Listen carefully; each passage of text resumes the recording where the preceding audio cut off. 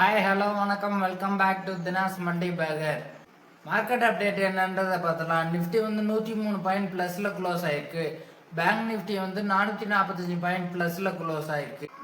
கோல்டை பார்த்தோம்னா இன்னைக்கு ஒரு 10 ரூபா இறங்கி 11,540 ரூபாயில இருக்கு 22 கேரட் கோல்டு. அடுத்த நியூஸ் வந்து டாக்டர் ரெட்டி அண்ட் டிவிஸ் லேப்ல வந்து யூஎஸ்எஃப்டிஏ இன்ஸ்பெக்ஷன் பண்ணாங்க.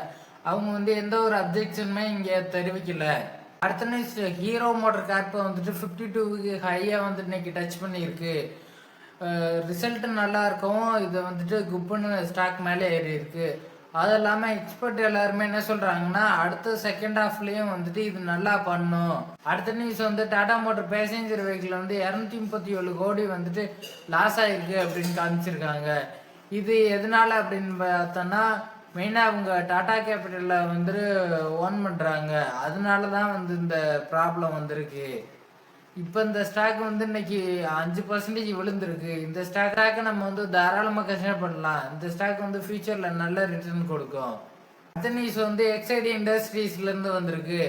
அவங்க என்ன சொல்கிறாங்க அப்படின்னா எங்களோட ப்ரொடக்ஷனை வந்துட்டு டிமாண்ட் குறைஞ்சதுனால போன குவார்ட்டர் வந்துட்டு நாங்கள் ஸ்டாப் பண்ணி வச்சுருந்தோம்.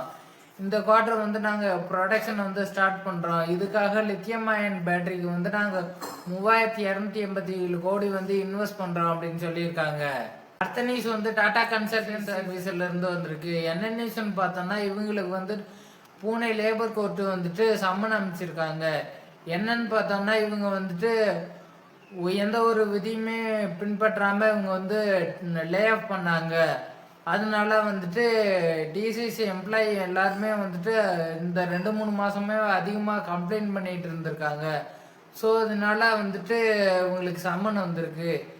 இந்த கேஸ் வந்து நாளைக்கு ஹியரிங் வருது.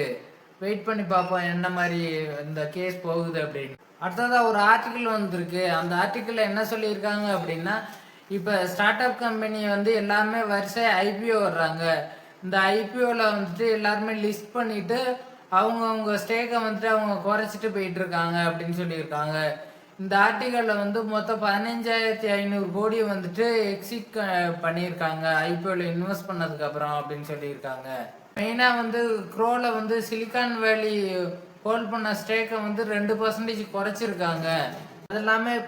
அது இல்லாமல் Peak XV partners Groww and Pine லேப்ல இருந்து 2000 கோடி வந்துட்டு எக்ஸிட் பண்ணி போயிருக்காங்க.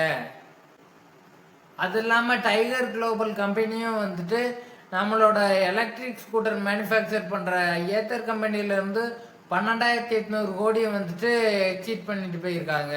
இதுலேருந்து என்ன தெரியுதுன்னா ஐபிஓ மூலமாக எல்லாருமே வந்துட்டு அவங்களோட பிக் போர்ஷனை வந்துட்டு சேல் பண்ணிட்டு எக்ஸிட் கன்சிடர் பண்ணுறாங்க குளோபல் இன்வெஸ்டர் எல்லாமே.